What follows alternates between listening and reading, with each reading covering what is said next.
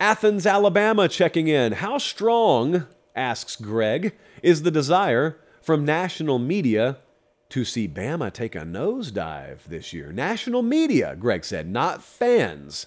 So you all listening right now, if you're a Bama fan, you hate this. If you're not, yeah, you pull for him to nosedive, and you should. That's fine. But the national media pulling against Alabama, certainly I would not deny that there are some individual members of the national college football media apparatus that would pull against Alabama for whatever reason. I'm not denying that. But by and large, the national media pulls for Alabama. By and large, the national media strokes Alabama. You have to be crazy to suggest otherwise, or either you have just willfully ignored the rule in light of the exception.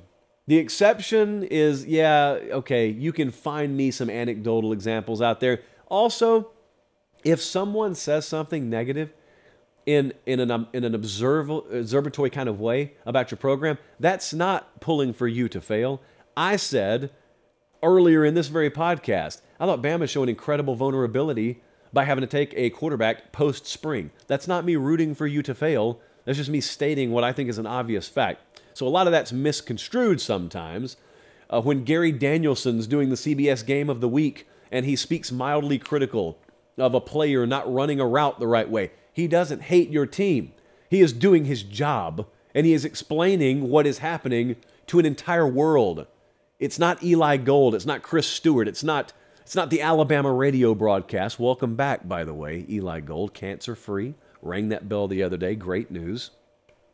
So that's also part of this equation that leads to every fan base thinking that the national media hates their team.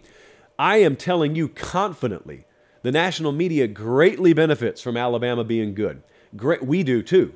So even inside our walls here, it's really good for business when Alabama's good. It's good for business when Alabama wins. They're not the only program like that. There are a few others out there. There are some that have been down for a long time that I wish would return to prominence for that very reason.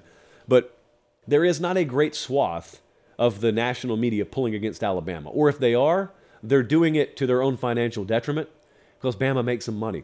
So it's not smart. And sometimes if you don't like them now, if you're not a fan of them personally, that's one thing, okay? You can have your personal feelings. You can be sitting in the press box and Bama scores a late touchdown to go up and you can say, oh man, but if your work doesn't reflect that, it doesn't really matter. So you can be pulling against something, but if it's in your financial best interest to do that thing anyway, you best believe most of these folks are going to do that thing anyway.